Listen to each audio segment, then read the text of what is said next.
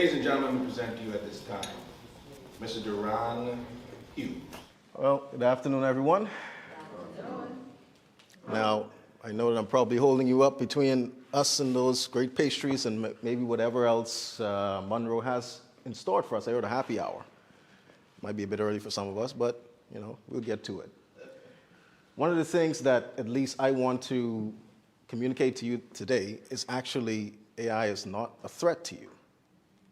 It's something that you can utilize on a day-to-day basis to improve yourself and actually prepare for the future.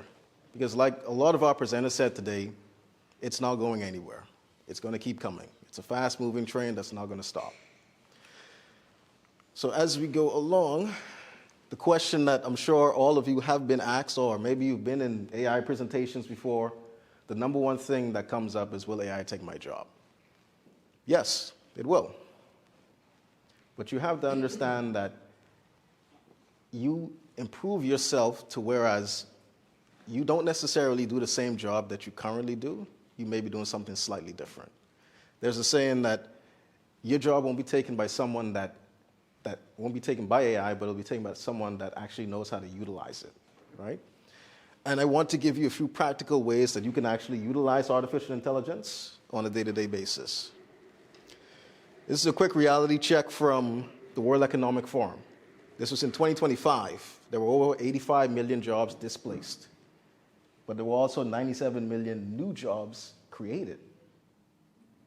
It's the same thing with the Industrial Revolution, whereas factory workers would have built cars manually, whereas now with the technology and the machinery, those persons were just reskilled and updated. So in our Caribbean context, there's a few different, and I think simple to understand examples that I want to highlight to you. One, of course, being tourism and hospitality, which is our most critical industry, of course. We have financial services and government and public sector. Now, like I said, jobs are not disappearing. They are changing. You may not do the same thing that you're doing now. You may do it slightly differently. Some of the tasks that are being automated: data entry and basic processing, routine customer inquiries, standard report generation, repetitive tasks, and basic bookkeeping. Some of the skills that are in demand: AI tool management. This is something that you have to think of in terms of, how do I utilize artificial intelligence in my organization without necessarily, like our cybersecurity expert, Mr. Evans, said, you don't necessarily upload that information to publicly available tools, right? The next thing is complex problem solving.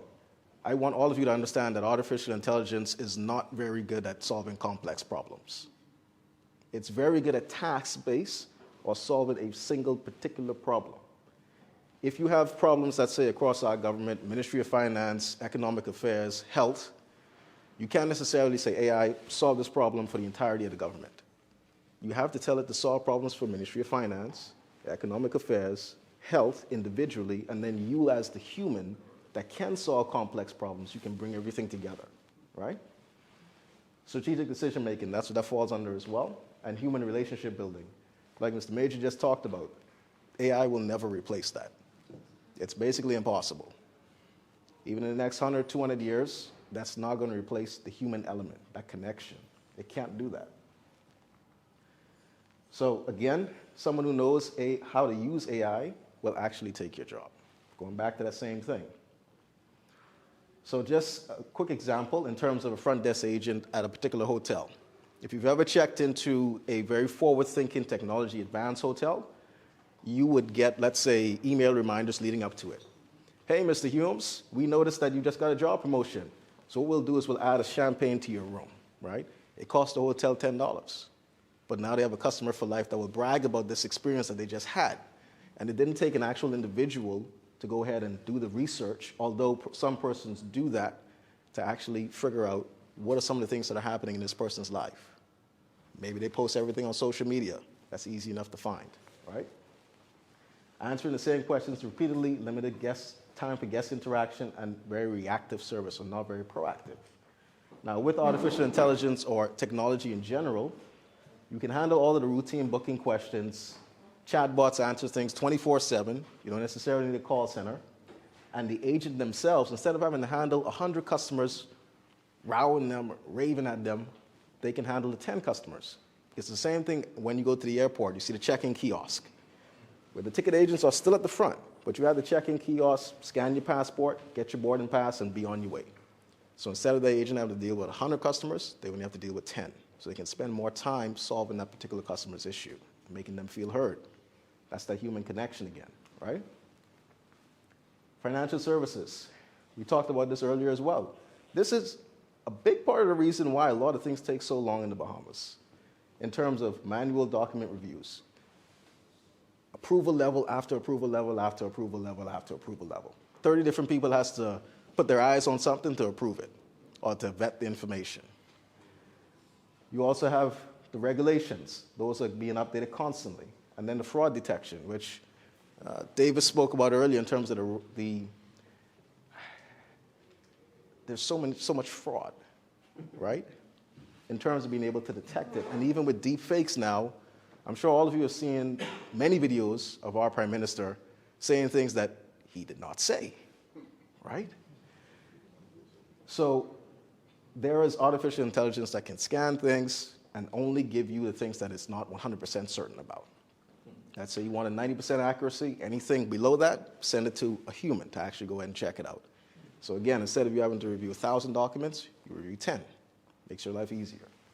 Same-day processing, so we can get like the States in terms of being able to open up a bank account on the same day, automated regulatory tracking, and predictive fraud detection. So again, going back to some of the things that AI cannot do. It cannot replace emotional intelligence. Being able to read a person's face, their facial expressions, and being able to determine, are you actually connecting with them? Are they scared? Are they excited? Are they happy? AI cannot do that. Creative problem solving, relationship building, ethical judgment, which is something that is critical, and that's going to be a real key over the next, let's say, 5 to 10 years, right? Because AI cannot make ethical judgments. You have self-driving cars. Who's responsible if that self-driving car knocks someone down? Is it the company? Is it that individual that got knocked down themselves? We'll see. Cultural intelligence and leadership. Some of the skills you can develop now is AI literacy. Again, understanding what it can do and what it can't do. Where it shines, where it's weak. It's very important. And you have prompt engineering. Like Mr. Major said, in terms of how he asked his questions, he got a certain response. That's something that's critical as well. How you ask your questions gives you a particular result that you're looking for. Data interpretation, adaptability, and digital collaboration. So again, we're going back to this. It cannot fully replace you. Anyone that tells you that, they don't understand it. It cannot fully replace you. It never will. So see, these are some of the free tools that you can get started with. Of course, everyone in the room knows ChatGPT. Pretty standard, pretty common. But you also have something that's, I would say, at least 10 times better, called Claude. Claude is a beautiful tool. And just by the way, this entire presentation was created in Claude. Even the graphics, the whole layout. I just prompted it, and it said, hey, yes, the entirety of the presentation, right? It gave me the, what's it called, the PowerPoint file at the end as well, right? So that's a beautiful tool to actually utilize. I use it multiple times a day, every single day, right? You have Canva AI, which essentially, if you guys know about Canva, it creates graphics, creates presentations, all that good stuff for you. You also have something called Gamma app as well that also creates presentations for you, similar to Canva. You have Grammarly, which is built into most email platforms now by default, whereas it's essentially predictive responses, right? If you go into Gmail or Hotmail and you see someone send you an email, Gmail will suggest your response.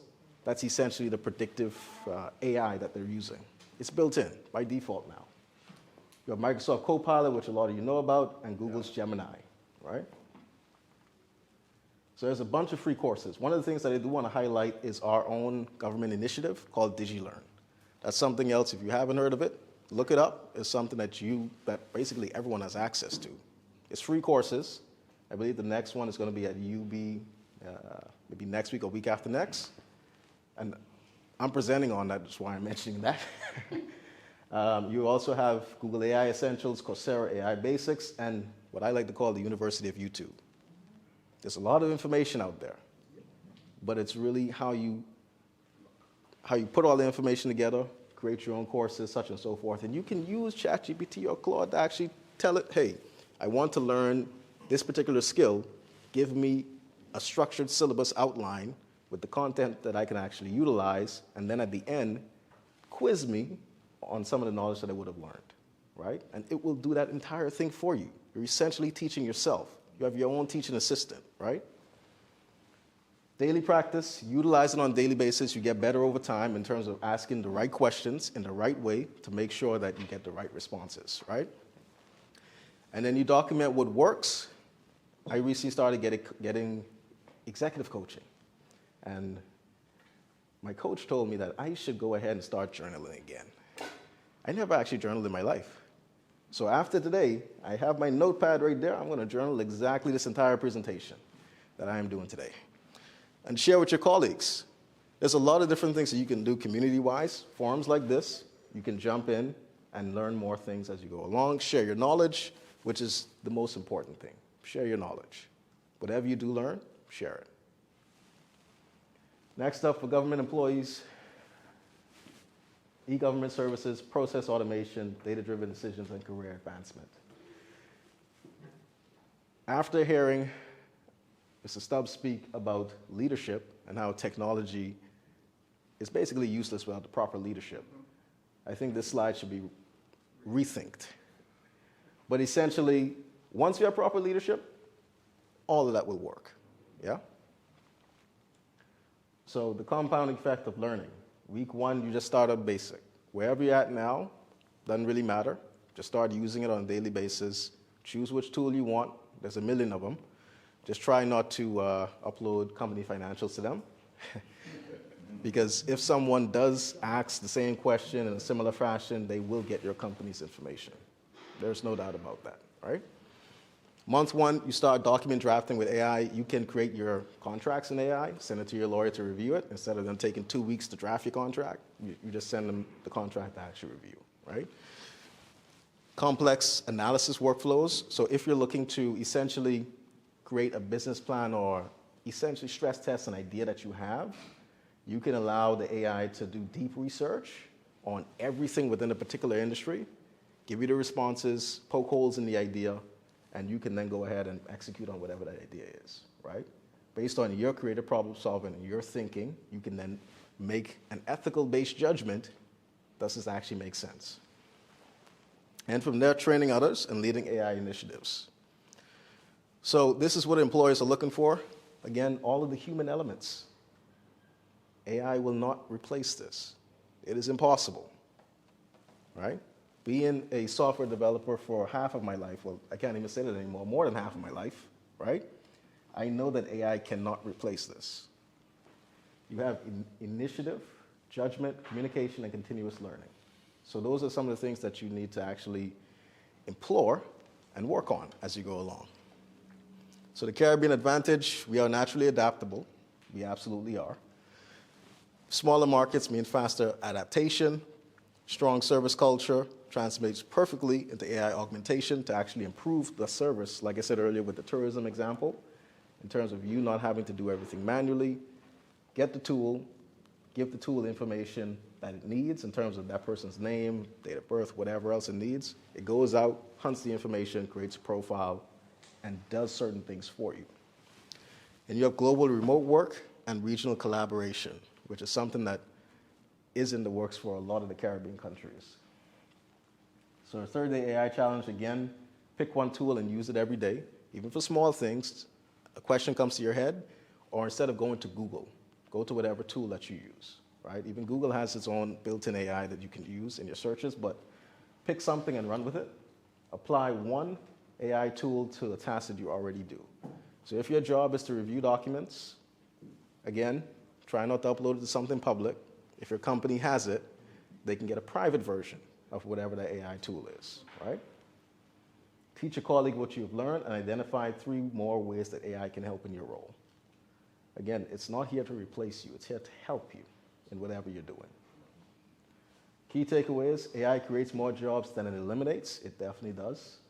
The divide is between AI users and non-AI users, not humans and machines. Your human skills become more valuable when combined with AI because you can move faster, you can think better, and you can actually communicate more effectively. You start small, you stay consistent, and then you compound your advantage, right? And the Caribbean, again, has very unique opportunities for advancement. Places like Singapore, Dubai, et cetera, those places are already completely developed, overdeveloped even, right? Whereas us in the Caribbean, there's a ton of different opportunities to solve different problems that you then can capitalize on, right? That's it for me. Let's talk about your opportunities with AI.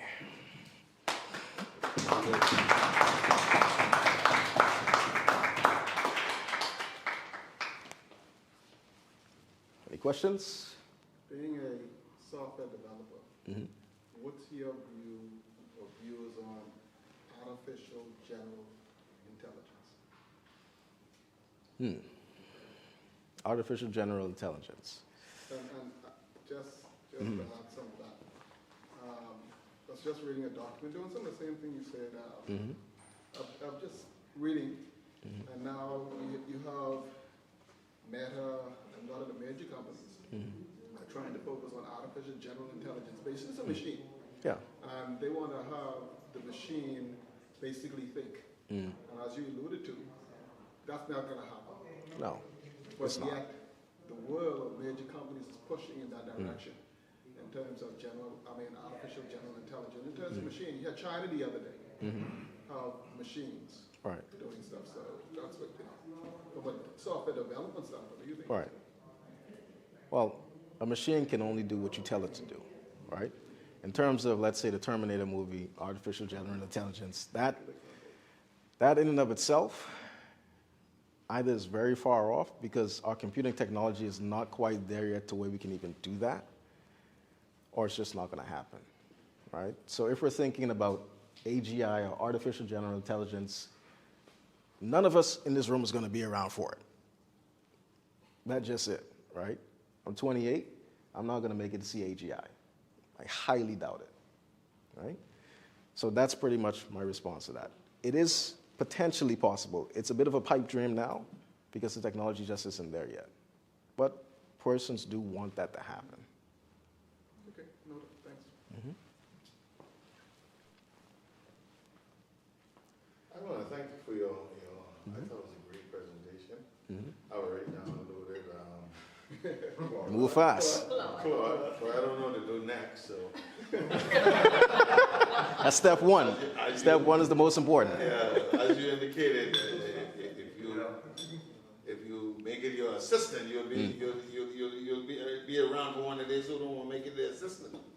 But I just want to commend you on it. I thought you motivated me about, especially the one about a lot of people think it's a fail. Because sometimes when people communicate, bosses you talk to, say, oh, man, I got rid of all these people, I don't have them no more, I'm using AI. Some of them say that to you. And so that creates your failures. All right. All right?